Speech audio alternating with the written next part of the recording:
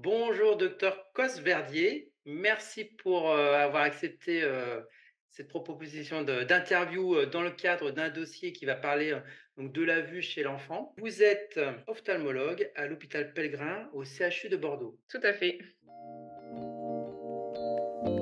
Je suis ophtalmologue au CHU de Bordeaux depuis maintenant, 8 ans. Mon travail consiste, essentiellement à m'occuper, de la prise en charge des pathologies ophtalmologiques de l'enfant, puisqu'on a un service dédié, ophtalmopédiatrie avec des consultations, vraiment dédiées pour, les enfants. Après je fais un parallèle un peu de prise en charge d'adultes aussi. À l'époque, ça existait pas. Maintenant, effectivement, il y a une spécialisation qui a été créée d'ophtalmopédiatrie et strabologie. À mon époque, ça n'existait pas, mais on orientait notre cursus pendant l'internat, une fois qu'on avait choisi ophtalmologie, pour faire plus de stages en pédiatrie, enfin en ophtalmologie pédiatrique. Et après, la formation ultérieure, c'est vraiment dédié pédiatrie avec des congrès, des formations. En fait, c'est des Ouais. stages. Enfin, c'est une formation quand même généraliste d'ophtalmologue. Et après, on se surspécialise un petit peu. Le plus fréquent, c'est les troubles réfractifs, hein, ça veut dire le besoin de lunettes, qui peut entraîner une amblyopie. C'est un défaut de connexion entre le cerveau et l'œil qui entraîne une mauvaise vision d'un œil sans qu'il y ait parfois d'anomalies au niveau de l'œil en lui-même. Enfin, l'œil, il va bien, mais il y a un défaut de connexion qui fait que l'œil ne voit pas bien. Et donc, c'est pour ça que de temps en temps, on a besoin de mettre en place une rééducation de cet œil parce que l'œil est un peu paresseux. Alors, la prise en charge du strabisme, initialement, c'est l'ophtalmologue, parce qu'il faut faire une, réfraction, enfin, donc mesurer le besoin de lunettes et ça, la prescription, elle est, médicale et vérifier aussi surtout qu'il y ait pas d'anomalie au niveau de l'œil qui peut expliquer le strabisme. Parce que si on a une anomalie de l'œil, ça peut entraîner une déviation de l'œil. Donc il faut faire un examen ophtalmologique complet et ça, c'est un ophtalmologiste qui le fait et pas, un autre personnel de santé. Et après, une fois que tout ça a été, évalué et que tout est normal, qu'on a mis en place les lunettes, après on peut, faire, le suivi orthoptique, c'est-à-dire là, mettre en place la rééducation.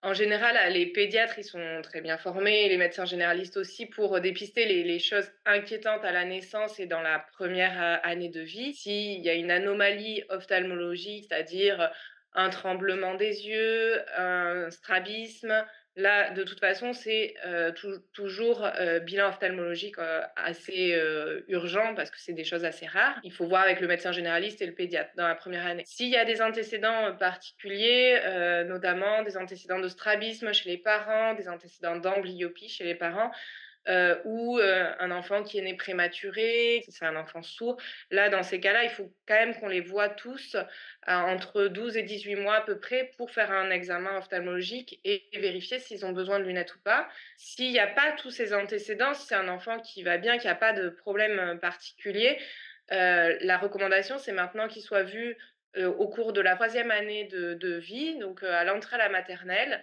Et là, le bilan peut être fait par une orthoptiste qui fait du coup une acuité visuelle, qui regarde s'il a pas de strabisme et qui regarde s'il sort dans les normes pour son âge au niveau du besoin de lunettes.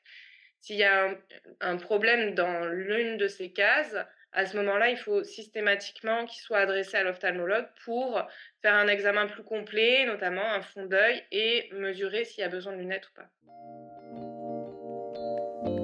Effectivement, il faut qu'il y ait une prescription. Donc, là, la plupart des pédiatres prescrivent, le bilan orthoptique. Après, de plus en plus, hein, à Bordeaux, il y a des orthoptistes qui passent dans les écoles pour, faire des bilans. Mais c'est sûr que c'est important que ça soit fait par un professionnel de santé qui est habilité à faire ça, plutôt les orthoptistes et les médecins généralistes et les pédiatres font facilement les prescriptions pour, faire ce bilan orthoptique.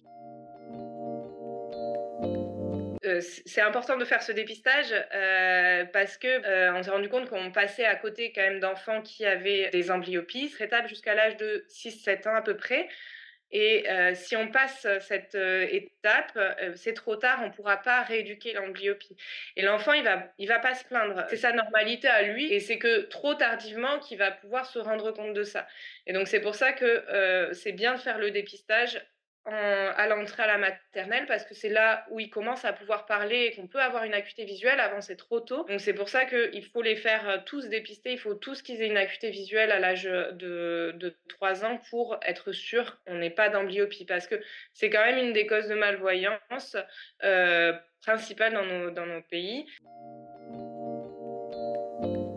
Bien sûr, le bilan orthoptique est entièrement remboursé. C'est juste qu'ils savent pas forcément et puis Oui. après, il faut savoir que c'est pas toujours simple de faire lire un enfant. Parfois, il va tricher. Si on met pas correctement le cache pour bien cacher le bon œil, il va réussir à voir avec, l'autre œil et du coup, c'est pour ça qu'il faut avoir des professionnels qui sont entraînés à faire lire les enfants. C'est pas qu'une fatalité, mais ce qui est important, c'est, limiter quand même les écrans. On le sait, parce qu'on s'est rendu compte que, il y a de plus en plus d'enfants myopes et pour, limiter la progression de la myopie, il y a une hygiène de vie qui est recommandée, c'est-à-dire passer au moins 2 heures par jour à la lumière extérieure, éviter les temps d'écran trop longs et faire des pauses toutes les 30 minutes. Il y a plein de petites choses comme ça qui ont été étudiées et qui montrent qu'effectivement ça semble freiner la myopie. Éviter d'être trop près aussi quand ils lisent, tout ça, c'est surtout pour éviter la progression de la myopie. C'est pas pour, améliorer le développement visuel, mais plus pour éviter de devoir porter des lunettes ou d'avoir des lunettes de plus en plus fortes.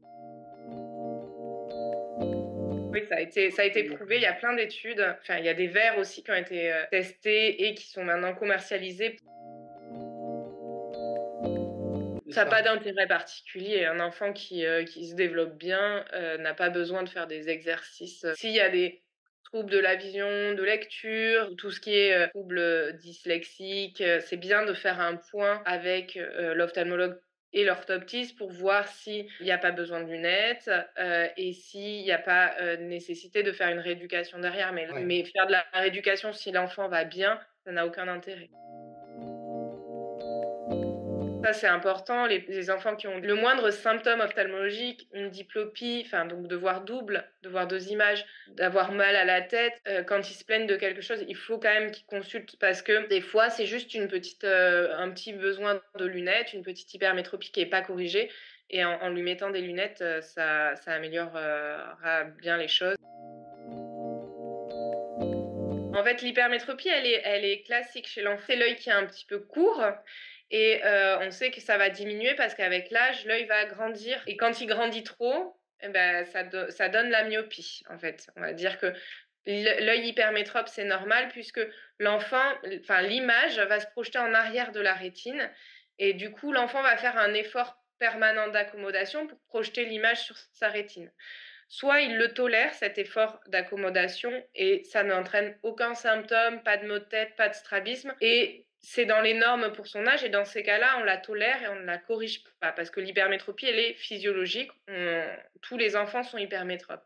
Si par contre, il y a des symptômes, strabisme, maux de tête, les enfants qui ont les yeux qui piquent le soir, les yeux rouges, ou qui ont des problèmes de lecture, des difficultés à l'école, à ce moment-là, c'est vrai que mettre une paire de lunettes peut, les aider.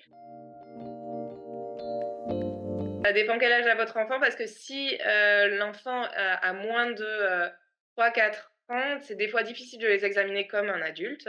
On peut pas les asseoir à la lampe à fond, donc il faut avoir un matériel spécialisé avec un casque, avec un matériel, portable. Tous les ophtalmologues ne sont pas équipés et dans ces cas-là, en général, ils le disent à la prise de rendez-vous. Il y a des ophtalmologues qui voient que des enfants à partir de 6-7 ans parce qu'avant ils ont pas l'équipement.